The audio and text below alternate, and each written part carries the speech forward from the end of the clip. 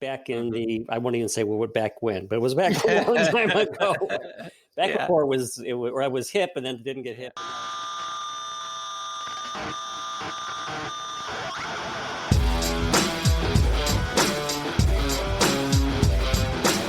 Hello and welcome to episode 40 of Rockstar CMO FM. The M is for marketing, the F is well you decide. As you're probably wondering, does the world need another effing marketing podcast? I'm your host, Ian Truscott, founding editor of Rockstar CMO, your monthly hit of marketing street knowledge, where we share straight-talking marketing advice from our community of marketing writers and CMOs. And this weekly podcast serves as my excuse to chat to that band. You can find us at rockstarcmo.com and at Rockstar CMO on Facebook, LinkedIn, and Twitter. This episode was recorded on Friday, the 11th of December. Thank you for joining us. I hope you've had a good week, that you're well, keeping safe, and staying as sane as you feel you need to be. On the set list this week, Christine Bailey, CMO of Valita, again joins me for a dip into the pages of her book, Customer Insight Strategies. I chat to Jeff Clark, former Principal Analyst at SiriusDecisions Forrester. And I again round off the week in the Rockstar CMO virtual bar with my friend and content marketing guru, Robert Rose. Right, let's get started, shall we?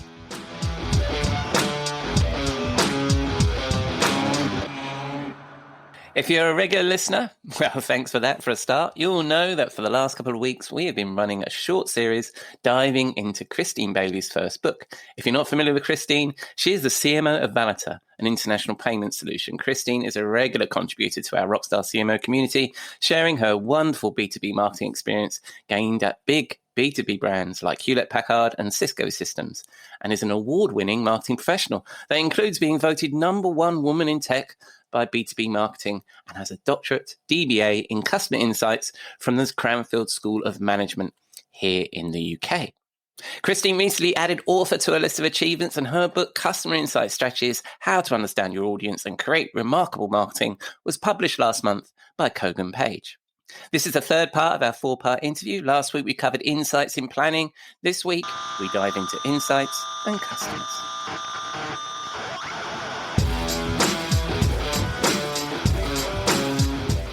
Welcome back, Christine. So we're going to continue to chat about your book, as I mentioned before the start of this. We're now moving into the third in our series of 4, and I wanted to focus on insights and customers.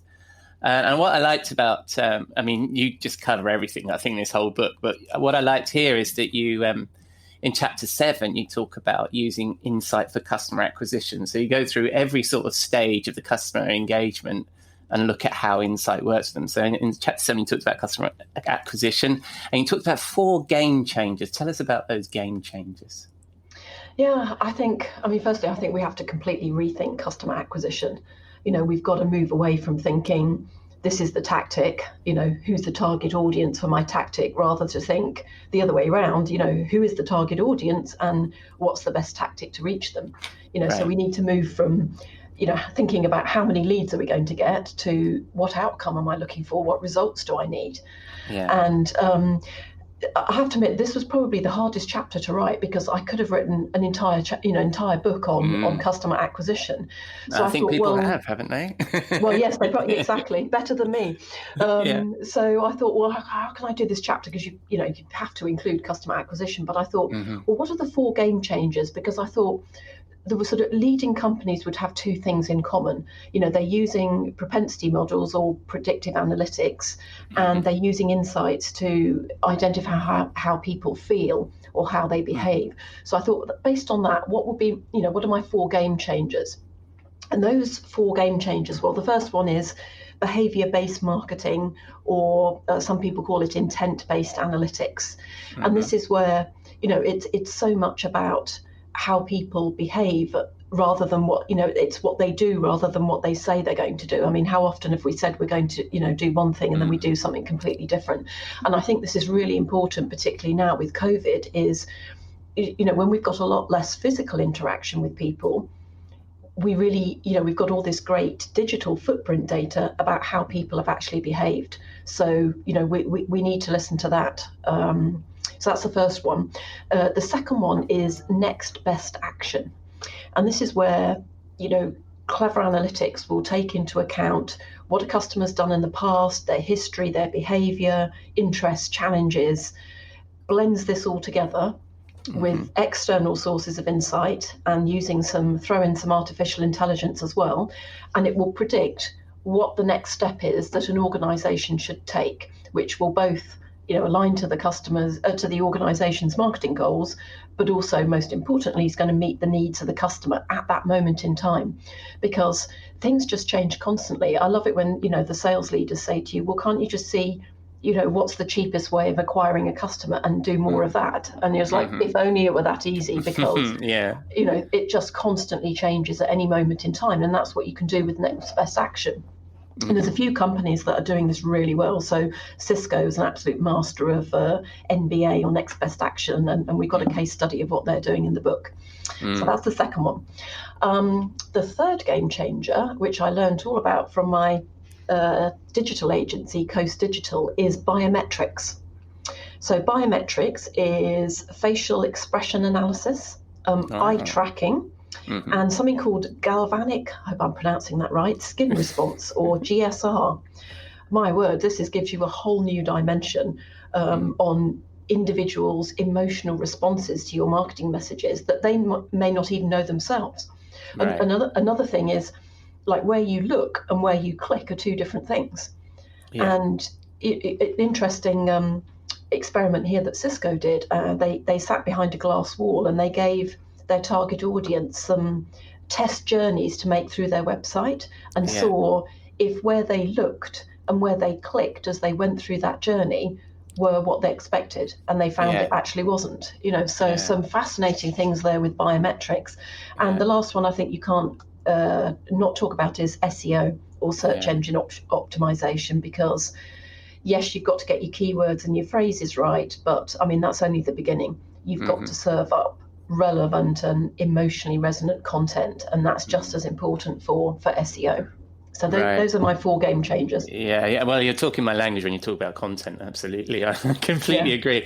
And I also really like that idea about testing. I've been involved in a number of tests like that myself, and I'm surprised how few organizations actually do that kind of testing on their website, because when you listen to how people react to your brand new shiny website, your baby, it's quite sobering sometimes. What people really think and how they're going to click on things. You'll think, what are you doing? Why are you clicking there? And it's, these are your picks. So I think that's really interesting. So that's chapter. Sorry. I was just going to say, color psychology plays a massive role as well. But anyway, And so that was chapter 7. That was really good, and I agree with you. I mean, we could talk the whole show just about chapter 7, let alone you write a whole book about it. But in chapter 8, you then follow this up about not just acquiring customers, but how do we retain customers? And you quote some interesting stats. And by the way, the case studies also that you include are great as well. And then how this part of the customer journey is often neglected by marketing compared to how much we over-index in talking about customer acquisition and putting focus in customer acquisition. What's your view of the role of customer insight at this phase, at this retention phase? Yeah, I mean, just to share a few facts. I mean, it's crazy, isn't it? We know it's 5 to 25 times more expensive to acquire a new customer than to retain an existing one. But we all focus on acquisition, don't we? Yeah. We've got 60 to 70% chance of selling to an existing customer, whereas we've only got a 5 to 20% chance of selling to a new customer. Right. So why do we do that? The chapter 8 is all about using customer analytics for development and retention. And I think about 4 different types of insights or analytics that we could use. So the first one is just what I would call general customer measures. So the basic things that you need to know about your customers, who are they, when did they buy from you, what did they buy from you, what's the average amount they spend. If they bought this, then did they buy that? Where are they based in the country? Whatever makes sense for your organization. There's lots of, just general things you need to know about your customers in order to target them with other offers and to retain them. Mm-hmm. And then we get to more complex things like customer lifetime value, where we think about, how much did it cost us to acquire that customer, and how much is that customer worth to us over the lifetime? So, for example, if you're not getting to profitability until 4 years, but you're losing your customers after 2, that's not great, is it? So, what are they worth to us over the lifetime? Yeah. And kind of related to that is the share of customer wallet. So how much have you got of the customer's spending power? If you've only got a tiny portion of what the customer's got to spend, that's probably a better customer to target than one where you've already got the lion's share of that customer wallet. Yeah. Yeah. And then the last one is the customer life cycle analysis. So this is where companies will want different things at different stages in their life cycle. So a customer that's, if I put it into the payments world, if they're setting up business, they're likely to be what we would call new to cards. Whereas if they're more established, then they're more likely to be a switcher. And then, you need to treat them differently. And also the types of products that a startup is going to want to need will be entirely different to the types of products that somebody further down in their journey will. And I think, another way to think about customer life cycle is to think of events and triggers. So what would be an event and a trigger that you could use to send a targeted offer? Now, a sort of obvious one is where you've sold something that's on, like a software license, for example, that comes up for renewal, or a product goes end of life. Or it could be a life event. I mean, the bank use this a lot, like major life events are likely to trigger, needing a mortgage or needing a loan or whatever. So think about what those events and triggers would be in your customer's life cycle, and think about when you could send a targeted offer at that point to capture that event. That's really interesting. And the interesting thing about that as well, of course, is throughout the customer journey, you need to keep up some contact and nurture, right? You can't just spring out the bushes the moment it's their birthday and say, Absolutely. Here's an offer. Yeah. They're just a bit surprised. Well, that's fantastic. So we've covered 7 and 8 in this episode. That's Insights on Customers.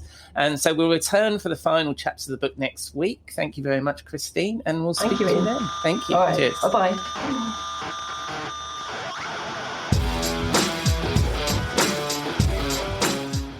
Thanks, Christine. Her book really does cover all the bases, and I will, of course, include links to her book, Twitter, and LinkedIn profiles in the show notes. You should really check those out. Before we move on to the interview, I have some news we allude to in our discussion. As some of you know, by day, I'm the founder and chief bottle washer at Propingo, a marketing advisory and consulting firm. As people seem to struggle with the name, we are renaming this to Rockstar CMO Advisors, and you can find details of that on the Rockstar CMO website. Enough of that. Right, on to the interview. Jeff Clark is a creative marketing executive with over 30 years of experience running corporate and product marketing teams at profitable enterprise software companies and small startups. Most recently, he was Principal Analyst for Marketing Operations at Forrester SiriusDecisions, where he helped clients to improve planning and execution processes, including the adoption of integrated campaign strategies, MarTech optimization, and agile marketing, to better align teams and improve outcomes. But aside from that, Jeff is a wonderful fella. He's a former colleague, and it was my pleasure to hit record and capture some of the good stuff.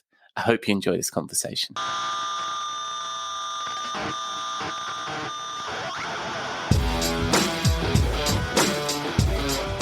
Hi, Jeff. Welcome to Rockstar CMO FM. How are you doing today? I'm doing great. Yes, and very nice to meet you, and very nice to speak to you. We have met before. We have met a number of times before. We've known each other for a number of years. But for folks that don't know you, tell us a little bit about your background. Well, I have been I've gotten the software business, and I hate to say this, 35 years ago in kind of a hybrid sales and marketing role. And it was a small startup company, and then I went to another startup company. Then I went to a more mature company, and just got more entrenched in the marketing field, and kind of moved up in management ranks. And then so I worked all at kind of after the couple of startups. I worked at a number of mid-sized software companies. Kronos, Progress, Pegasystems. We were at SDL, and then I spent the last 4.5 years at SiriusDecisions, which got acquired by Forrester Research, being an analyst and helping people do good marketing. Well, I'm a big fan of SiriusDecisions. I hope that because I've always felt they were very generous in the blog and what they shared and the advice they gave, even if you weren't a client. But I've been a client before as well. Really good. I hope they do well as Forrester too, and that continues. Absolutely.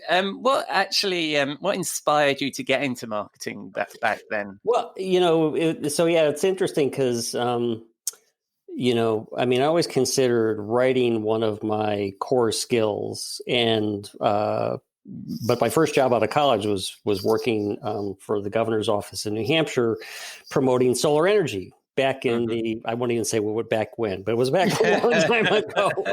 Before it was hip, and then it didn't get hip, and now it's hip again. But anyway, and what I realized is that a lot of the skills of what I was doing, because it was more promotional in nature, was I was doing marketing. And then when I got into this small software company and I was in this kind of sales and marketing role, I realized I really gravitated to the marketing side, creating catalogs, writing copy, promotions, and stuff like that. And although I feel I got a kind of an understanding of what it's like to be a salesperson with a quota and trying to hit numbers and stuff like that, that wasn't what motivated me. So so my next job at a startup, actually, this was an interesting story, is because the person who hired me wanted to make sure I could write on demand. So she sat me in a room with a vase full of dead flowers and says, "You've got 10 minutes, write something." Wow. And I wrote about the experience of being put in a room with a vase of dead flowers, and it kind of amazed her. And she was like, "You're hired. Now you're writing press releases." Oh, excellent. I love that. And actually, we were going to just talk about marketing, but I also think it's interesting that you're sort of back with the environmental passion that I guess was ignited back then as well then. Yeah. I mean, I grew up in the oil crisis, during the oil crisis in the U.S. And so, like a lot of people, I got involved in, areas of renewable energy, et cetera. And now that's a whole area that our future life on the planet kind of depends on us making a swifter, smoother transition to a new energy basis for economy. So in addition to doing marketing work, I'm also trying to do some work on promoting, using my promotional skills on the policy level. Yeah, no, I love that. And you've always been sort of principled and involved with things in the community and stuff for as long as I've known you. And I think that's fantastic. So what are you actually doing right now? Well, I'm drinking a cup of coffee. It's early here, and but I'm enjoying working as in CMO Rockstar Advisors. I should say Rockstar CMO Advisors. Yes, you got to get the branding right, and so doing work for a number of small and mid-sized companies, mostly technology, but it doesn't necessarily have to be that way. And that's half my time. The other half of my time, I've been doing work with a couple of groups, again, trying to promote ideas around sensible climate legislation. Again, using building websites, messaging, putting presentations together that people can give to legislators, et cetera. Right, splendid. So that's revealed that Jeff, you've joined the band of Rockstar CMO Advisors. So welcome aboard. That's fantastic. A little promotion. And I do play bass and guitar. So when we go live, I can help there. Well, the odd thing about me creating Rockstar CMO is I can't do any of those things. One of the most terrifying things in my family since my kids were small is my wife can sing and my children can sing. And so they love doing karaoke, in the house, and that just scares the life out of me when I have to join in and do karaoke with them. You could just spin the record. Well, that's it. So you're providing advice to CMOs, and you have done for some time with your work with SiriusDecisions and the work we've done together previously. So let's get back to marketing. And you and I were chatting about the role of CMO, which is actually why I invited you onto the podcast rather than to talk about Rockstar CMO advisors. So it's a popular topic on this podcast is the role of the CMO, which seems to be changing. We're seeing the rise of the chief growth officer and all that good stuff. And I'm going to be slightly provocative here. What's going wrong for CMOs right now? Well, I think that, there are a number of issues, and sometimes the issue is the company in which the CMO or company organization which the CMO moves into as much as the CMO themselves. But, a lot of CMOs have come up from the sort of marketing communications, branding side. A lot of them have also come up from the product side, particularly if you're in a lot of tech companies where they're very product focused. Then they get into this role and they've got to sit on the executive team and provide value and like normal human beings, you kind of bring what brought you to the table. Yeah. And so you may say, we need to rebrand the company, or you may say, we just need to focus on product launches or whatever that dynamic is, and not really understanding that, my gosh, you're actually you're in a new role that's very different from your previous roles, and you've got to understand what you can provide to that executive team that adds value to the executive team, but not just manage up. How do you actually run a marketing organization where you're trying to translate what the strategy is to everybody in marketing, so that everybody, no matter what the size of the organization is, everybody understands what their role is in executing that strategy. And that's challenging. One of the things, I went to a conference many years ago, and there was a guy who was the CEO of, I think he had just recently left, the CEO of Porsche. He was an American engineer, went to run Porsche, and he had lots of interesting stories about that from a cultural perspective. But one of the things he said that he really understood was that, and this has really stuck with me, is that a good strategy that is well executed gets you better results than the perfect strategy that is executed poorly. So oftentimes people get wound up in trying to rethink things and make it perfect and better. And here's the phrase that the perfect is the enemy of the good. They just don't understand that we've got to, develop a strategy, long-term view of what the company is trying to do and what's the CMO's role in helping understand that. And then how do I make sure that when I go into my planning sessions with my marketing leadership team, that they understand the strategy and everybody is locked in on it. And it's like, you don't want to dictate what everybody does, but you want to give them the guidance, because that's really essential to say, me as a digital marketer, now I know who I'm going after and what the message should be and what the strategy was and what my goals are. And I've found that in my work where I've talked to organizations, and you go around the marketing team, and you realize that people actually have conflicting goals and metrics, and you've got people that are being rewarded on web hits or vanity metrics, and then you've got other much more nuanced goals, and actually vanity metrics works against what they're doing. So I think it's really interesting. So really, we're talking about aligning with the C-suite in terms of strategy. So where and Mark and the CMO need to adopt that sort of strategic thinking. Where do you advise that people start with that if they're new in the CMO role? Well, I think that one is to get an understanding of what marketing can provide to that team that is, there's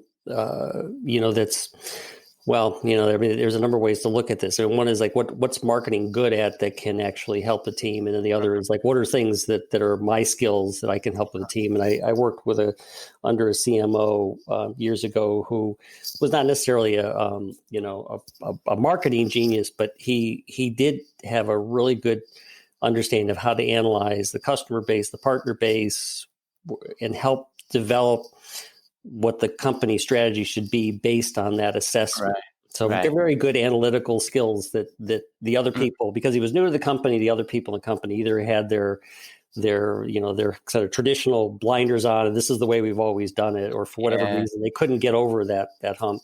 Yeah. And then the other thing was to say, well, how's that? Now that we know what our sort of our long-term and our short-term strategies are, how does that get reflected in how we put the budget together? How I goal people? What teams are responsible for what? So I think that's the sort of like you sort of like need to put yourself in a position where you're saying, how am I going to help?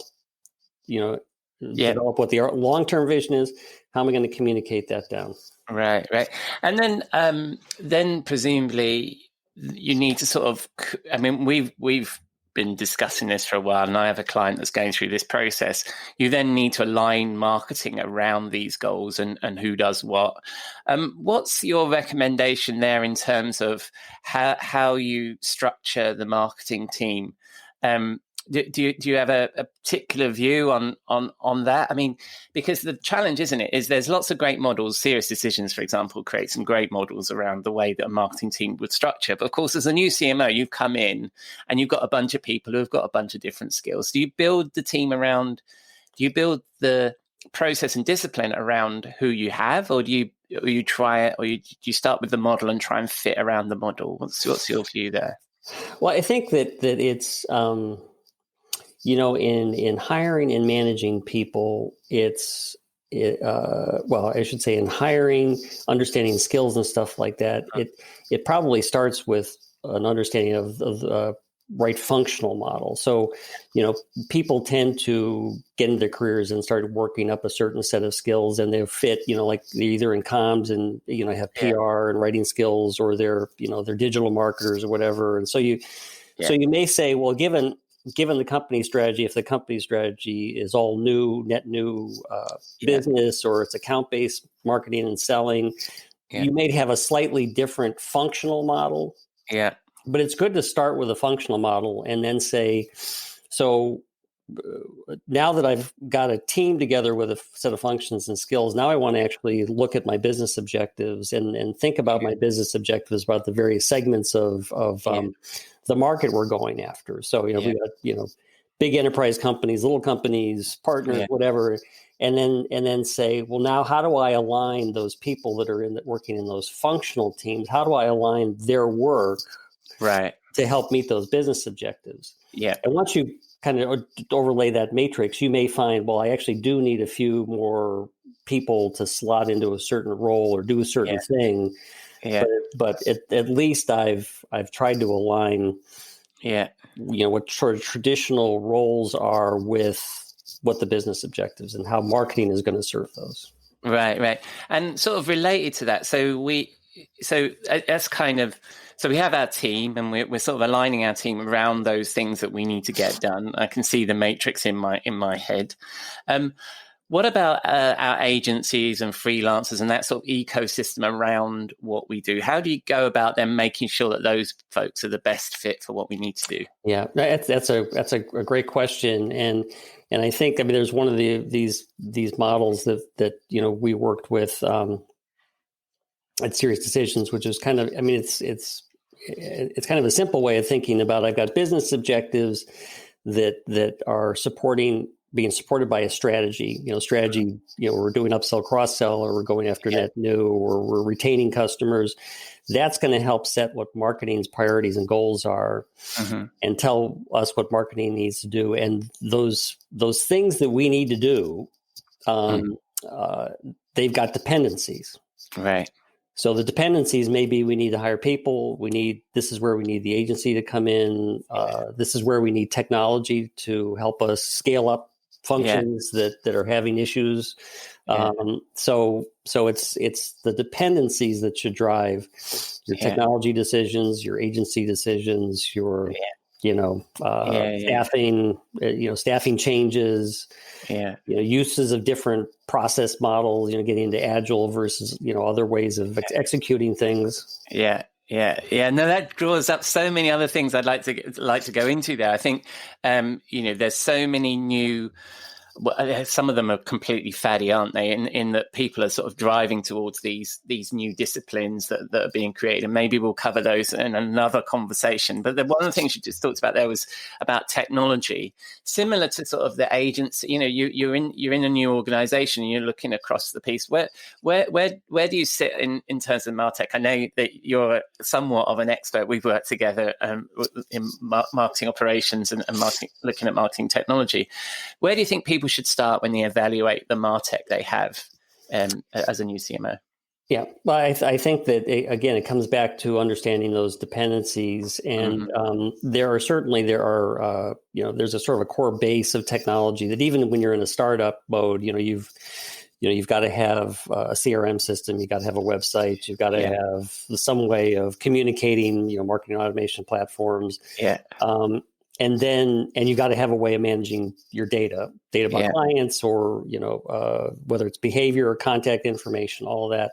And that kind of forms the basis of which most every marketing organization needs to run on. And then as you grow and you build up, you really should be thinking about, again, where are those dependencies, and how is my go-to-market model dictate the types of technology I would acquire, or because certainly I've done a lot of tech assessments with large companies that didn't have a lot of discipline about how they bought things, and so if I had a budget that I could buy things that are $10,000, I could get on a SaaS marketing app platform pretty easily. All of a sudden, then the marketing operations people are like, oh my gosh, we've got. I remember talking to companies that had, hundreds of pieces of technology. And so then you got to sort through, and just like, your campaigns and your tactics and the actions, you need to ask the question, what fits into the strategy, what doesn't fit in the strategy, and what can be modified to fit in the strategy, or where do I have a tool that I can, because most people don't use everything, all the capabilities within. I was going to ask that. So therefore, where do I have something that I can actually expand and extend to help fit our strategy? So again, it's got to be, it needs to be driven by those objectives, which is tough for technology because the planning tends to go in, annual or semi-annual cycles, whereas you buy a tool and you're on a subscription for a couple of years, and it's easier to renew it than it is to buy another one. No, that's good. So we've covered quite a lot of ground there, and I'm conscious of time. I've got one final question that I ask all of my guests on Rockstar CMO FM. We have a regular feature called the Rockstar CMO Swimming Pool, the portal to hell for all the BS, snake oil, and crap that clogs up this craft that we love. What would you throw into the Rockstar CMO Swimming Pool? I mentioned it earlier, but I would throw branding into the pool. I love it. And as one who's done many rebrands, a lot of product naming and logos and colors and blah, blah, blah. Matter of fact, I'm doing that right now with a company. But it is, too often it's what somebody coming to a CM role they start with. And so in some cases, like the one I'm working on right now, it's actually, it's very relevant. But too often, there was a company that I worked with, should go nameless. They've changed their colors and their logos 3 times in less than 10 years. And it's like, to me, the people that were in power trying to do that just didn't understand that's not going to get you any more dollars. It's not going to grow revenue. It's going to make you feel, it may make you feel better about yourself or whatever, but when you've gone from, blue to orange to green to pink to, and it's like, you start having, there's just a lot of dissonance there for the market. And that's actually true. It's like it creates dissonance in the market. So to me, and one of the things is that you want to start with the strategy part of branding. So now that I'm going to go out, I'm going to try to understand the customers and their needs. Now that I understand their needs, I can create a message. Does that message clash with the way we look and act like a company? And if it does, now I need to think about how I evolve the brand. But that could be years, a year or two into a CMO's life cycle, as opposed to the first thing you do out of the gate. Yeah. No, I agree. And we see that so often. And it's interesting. You're in a rebranding. I'm working with a client who's in a rebranding. But I think the client I'm working with certainly is doing it for the right reasons. But yeah, I agree. So I think CMOs, the first thing they do is rebranding should definitely be going into the pool. This has been a delightful conversation as usual with you, Jeff. I always enjoy sitting down with you, and it's nice to press record on this one. When people spin the dial on the interwebs, where are they going to find you? Well, you'll still find some of my material on SiriusDecisions.com. LinkedIn obviously is an obvious place to find me, and then in the future you'll find me on Rockstar CMO.com.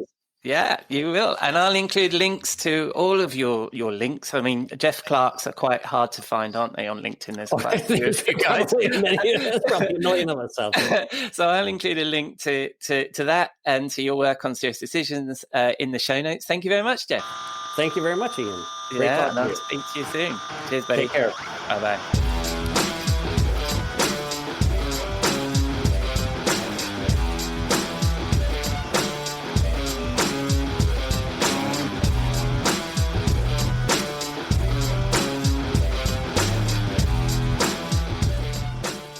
Thank you, Jeff. Another wonderful entry for the Rockstar CMO swimming pool. We seem to be inadvertently chucking all of marketing into the pool bit by bit. I will, of course, include links to Jeff and his work in the show notes, and I'm very much looking forward to collaborating with Jeff, and you'll hear more from him on this podcast in 2021. Right, it's Friday evening here at the London Penthouse. Time to wind down for the weekend. And what better way than to join my friend and content marketing mentor, Robert Rose, in the Rockstar CMO virtual bar.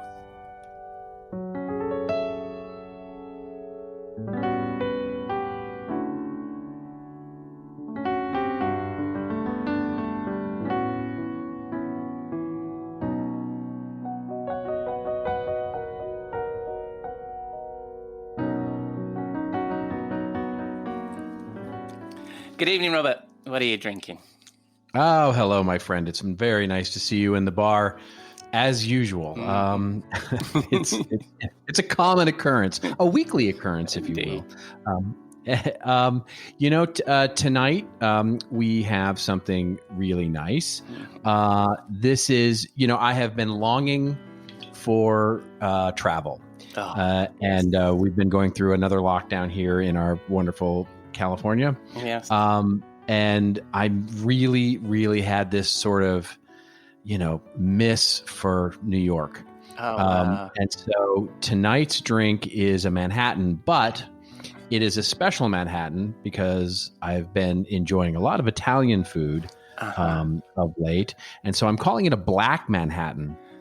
Oh. And it's a bullet rye whiskey, which is dark in itself, but then mixed with Amaro Averna, which is a Sicilian liqueur, but it's black. I mean, it makes a very dark drink, and it is absolutely spectacular. So you take a little bit of that bullet rye, a little bit of Amaro Averna, just to sweeten things up and make it nice, and then add in your favorite garnish, whether that's a cherry or a little bit of orange or whatever. And Bob's your uncle. You have a lovely black Manhattan. And then that's what you're calling it, a black man. Well, I'm going to cast my eye across my extensive bar here on my desk. Yeah. And I'm going to start. You're not putting ice in your Manhattans, are you? Well, actually, this one has one rock in it, so this is a good. Well, that sounds like more than one, but okay. So well, two of them stuck together. Does that count? Yeah, I see. And then let's see what have they got here. I have got a Hendrick's gin. So, that's pretty close to a bullet rye. Yeah, well, in some cultures. Yeah, let's have a bit of that. and then what was that lovely sounding Italian drink? Amaro Averna. Right. And I may be pronouncing it. My Italian is not what it. Yes. Well, it's never been. Let's just be clear. It's never been my Italian. I may be, but it's a lovely Sicilian liqueur. Nice. Well, as you may have heard, as the hissing went on as you were speaking, that was not a problem with the audio. That was me opening a bottle of Fever Tree Cucumber Tonic Water, which is there it is. Nowhere near not Italy. Tomorrow, but yeah. So let's stick a little bit of that in there. That's. I'm not going for a huge gin and tonic here because that's Manhattan-esque. I'm going to taste it. Oh, that's very nice, Robert. Very reminiscent of many places we've been to. I wouldn't say I tasted New York in there, and I must confess the darkness isn't in my drink as much as it was in yours. So I seem to have missed the mark. But cheers. Cheers. And what was it you were drinking? This was the Black Manhattan. Yeah, that sounds delicious. Now, can I hazard a guess where it is we're going to be drinking these? I think if you guessed New York, you would probably be correct because I've been jonesing for a little bit of New York, and we need to go. We need to go to Manhattan, anywhere basically in Manhattan, and just I was thinking about this because this time of year Manhattan is just lit up with all of the festive lights and everything, and gosh, I miss that. I miss the smells of New York, both the good and the bad. And all the restaurants and everything. It's just I miss it. Yeah, Facebook is killing me at the moment because it's reminding me. I think So we when we moved over just before Thanksgiving and stuff. The first time we came, we were up in Stanford, and I was based in New York. And then the other day, there was a photo of the truck arriving, and we were in Connecticut and working in New York, and and Facebook is perpetually reminding me of New York at the moment. I bloody hate it. It's fantastic though. Yeah, so New York, and that is actually a place where we've drank in real life. So that's we have indeed. That's good. So we are. Where are you picturing us? There's so many choices. Are we upscale somewhere really, really nice? Well, we're always upscale. Yeah, I am not going to enjoy a craft cocktail at one of the local pubs. We will be upscale somewhere. I picture us somewhere downtown. Mm-hmm. Either in in Soho, or somewhere in Greenwich. Nice. There is one of my favorite hotels in the entire world is down in Soho, called the Crosby. And it's an amazing place. It's just and it's it's got beautiful sort of little living room setting, and you could be in there, and it's a nice little parlor discussion, as it were. Oh, a parlor discussion. Well, that leads me neatly on to my next question, which is during our parlor discussion, after we've caught up and discussed cocktails and all the wonderful memories that we have of New York, and the topic turns to marketing, what are we going to be talking about, Robert? Well, it's something I've been thinking a bit about as we get ready to conclude the year. And it's this idea of what it means, especially in marketing, to partner. I had this discussion with, this director of content and marketing he was at a manufacturing company, and he was talking about how they had developed this content plan this year, targeting a very specific persona, built an entire group around it, and we're having some level of traction. Mm-hmm. And then this year, sort of mid-year, the company acquired somebody. They acquired a new business, and basically the senior leadership came and said, "Hey, you need to develop a new content strategy for this new this new company, because they don't have anything, right? They don't have it and all of that." And so it's a new audience, new persona, new content, new everything. And, when we were talking about it, he was like, I'm not really sure where to start, right, with this. And I said, well, there's one option you could try, which is partnering up with some of the folks in the acquired company and sort of building this temporary tiger team to figure out how they might offer some subject matter expertise, get you some get you some expertise in the audience, and to help develop a bit of a strategy. And he sort of leaned back and laughed. I mean, this was on Zoom, of course, and said, "Yeah, we're not really good at that partnering thing."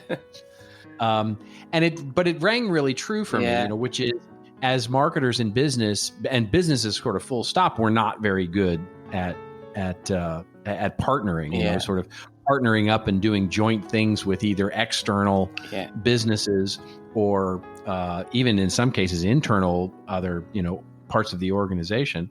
And I looked it up, interestingly, and it's strategic alliances between companies fail at a rate of about 60 to 70%. Wow. And interestingly, this is another fun fact, the current rate of failure for first marriages is at about 30%. So you're way more statistically likely to fail in a business partnership than you are your first marriage, which I think is just awesome. And so, and as my wife will tell you, it's sort of like, the partnership is a loose, term, right? She says being married can be like having a best friend who doesn't remember anything you say. And so, but I think, one of the things that I think about is that, as we come out of this year and into next, the idea of partnering with other companies, other parts of the organization, other businesses that are like ours and attracting and targeting the same audience is going to become increasingly important. So we need to get good at it. We need to get better at it. We need to get really, really more adaptable at partnering up with, all kinds of different groups. Yeah. I mean, internally it's tricky enough, but I think that content marketing can bridge some of those gaps, right? Because I think about sort of digital publications that brands should create, and there is no reason why you can't bring in adjacent vendors or adjacent thought leaders who might not be speaking exactly about the same thing you are, but it's of interest to the same audience. So why not work together and engage in that audience with a content plan that sort of engage them across all different topics? Yeah, absolutely. It's you would hope that it's just that easy, right? But it's, for some reason it isn't, and so many times, when I see, we always start these things with the best intentions, right? Where, we're going to have these two agencies that, theoretically don't compete, partner up and work together on our project because these guys will take this part and these guys will take that part, and and we'll all partner up together and figure this out. And it for some reason never goes well, right? I mean, and it's just it's a really interesting, I think, human behavior where we get very proprietary about things and don't work in a true partnership, mostly because when we're working on these types of initiatives, there are risks in them to some degree, and we don't be, it's like, yes, true. You remember the old, when you would have to partner together on a class project, and there was always that one person on your team who didn't do anything, right? And maybe that was us, me and you, but there was the one person who didn't do anything but wanted to take credit for all of it, right? Yeah. And you got so mad at that person because either you ended up taking on all of the activities of the team project, or two people did, or three people. It was never equal. That's for sure. Yeah, it's amazing. That's the hard part, right? Yeah. I think it's amazing, these conversations we have, because they're completely unscripted and we don't prepare them. But it's funny you talk about internal tiger teams. I'm working with a client. We're talking about internal tiger teams. But also, I have only just last week introduced two agencies together that I like both sets of people, and they're going to do different things for me working with this client. And I'm listening to you thinking, oh gosh, I hope this goes well. I hope this is going to be in the 30% that succeed. Yeah, well, it's, so the question is, what do you do about it, right? What do and I think, the only thing you can do about it, one of the things that I have come to realize after doing this for a decade is that 90% of marketing, and and when I say marketing, I mean campaign-based marketing, sort of the classic process of marketing, and 90% of content marketing, content creation, content strategy, has nothing to do with the creation of the thing. It's all to do with how well we communicate with each other. And good. If you get that part right, if you get the communication and collaboration part right, you are so much further ahead of doing anything well as a team. I think about the old movies, right? Where, when I would talk to my friends in the business who are assistant directors, production managers, producers, the people behind the scenes of a movie. Yeah. And they'll tell you full stop that the thing that makes any movie work, the script is important. The strength of the director and the strength of the actors. That's all important. But what makes it work is when everybody communicates and collaborates together and brings all of their strengths to bear on a film, because that's when you see the magic happen. Yeah. I love that. I also love the fact you just asked yourself a question and answered it. So you're interviewing yourself now. So I'm not sure why I'm here. I'm just here to make my drink. But I think that's interesting as well, because everybody gets really when they see the final thing, like if you're launching a website, you're launching an ebook or something like that, people focus on the final thing. But I think if that collaboration can happen much earlier, and everybody's everybody agrees with the general story that you want to tell, or the tone that you want to use, then the whole thing goes much smoother, doesn't it? Of course. Yeah, absolutely. Yeah. It's funny. I often will, tease marketing groups, and I'm like, walk around the office with a Excel spreadsheet of the latest performance figures, and and the incremental workflow changes you want to make things X, Y, Z% more efficient, and see how many people turn up to that meeting, right?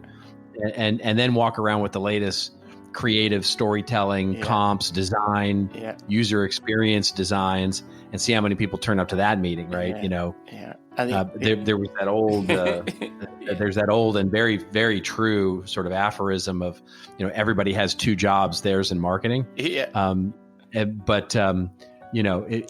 in, but let's be clear, when it's theirs in marketing, it's not the meat and potatoes part of marketing. It's the pretty pictures and brand and all that stuff part of marketing. Everybody has an opinion on it. Yeah. And also what it should be doing for them. Yeah, exactly.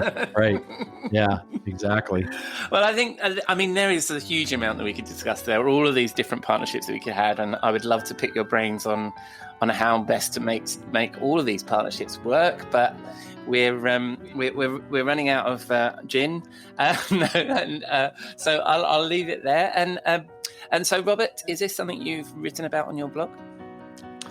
I have, yes. A long time ago, I wrote a little bit around partnerships and that sort of thing, but I haven't written about it very recently. And it's as I was saying, I was having this discussion, and it's made me rethink some of this stuff, especially in the context of 2020. So yes, there's some stuff there, but nothing terribly current. And that will be on your website, contentadvisory.net, which I will include in the show. Funny how you can do that now. Yes.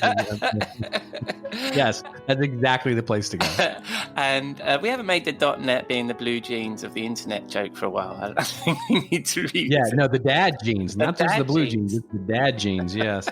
Yeah, it's that pull them up above your belly button kind of jeans, yeah. And when people spin the dial on the interwebs and they're looking for you on the socials, where can they find you? They can always find me on Twitter. I'm Robert_Rose, and then just do a search for Robert Rose on the LinkedIn, of course, and I would love to connect with you there. And I will include all those links in the show notes. Thank you again, Robert. And will I see you next week? I have a feeling, yes. Excellent. I'll see you then. Cheers. Yeah.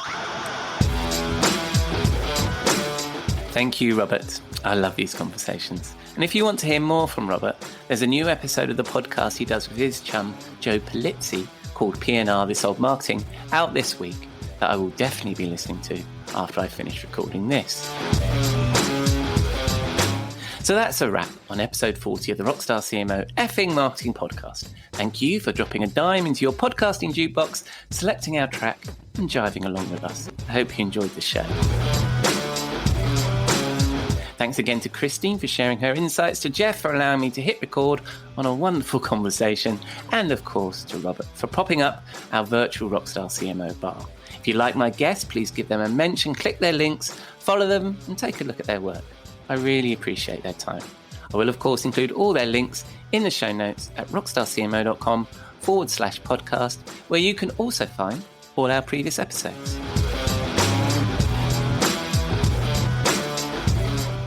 So does the world need another effing marketing podcast? I would love to know what you think. Drop us some feedback, a review, subscribe, share, or just keep listening. I'm glad you're here. Next week, we will have our final dip into Christine's book. I'll be chatting to Piet Sengerman, who I've known for years as a marketing leader at Chili Publish, who has a fascinating career that includes business development for Apple and Kodak, and has now started his own thing, the rather wonderfully named Yamazoni. And you heard the man. It'll be my pleasure to welcome back Robert Rose to the Rockstar CMO virtual bar. Until then, I've been your host, Ian Truscott, founding editor of RockstarCMO.com, and I hope you'll join us again next week here at Rockstar CMO FM.